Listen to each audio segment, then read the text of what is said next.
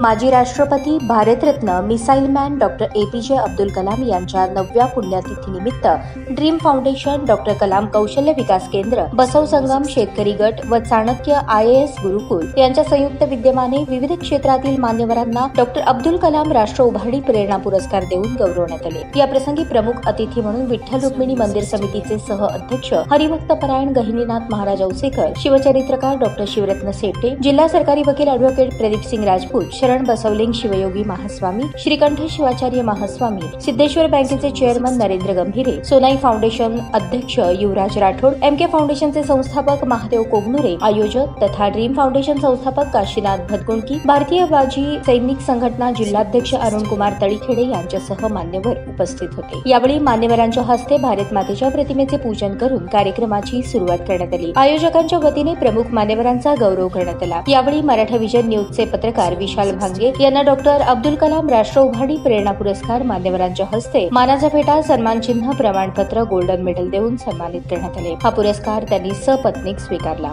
यावेळी विठ्ठल रुक्मिणी मंदिर समितीचे सह अध्यक्ष हरिभक्तपरायण गहिनीनाथ महाराज औसेकर यांनी मराठा विजन न्यूज चॅनलचे विशेष कौतुक करत आषाढी वारी काळातील वारकऱ्यांच्या बातम्या, त्यांना येणाऱ्या अडचणी, प्रशासनाने करावयाच्या योजना, वारकरी आणि महाराज मंडळींच्या भूमिका या संदर्भात लावलेल्या बातम्यांचे विशेष कौतुक केले। ज्येष्ठ पत्रकारांप्रमाणे युवा वारकरी पत्रकारांनी वारकरी आणि महाराज मंडळींच्या सकारात्मक बातम्या करून आपली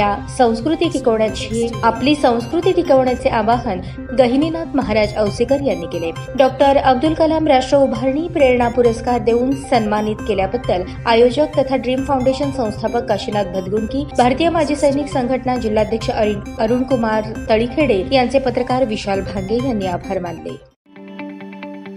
ताज्या बातम्या पाहण्यासाठी प्राईम महाराष्ट्र न्यूज चॅनलला सबस्क्राईब करा।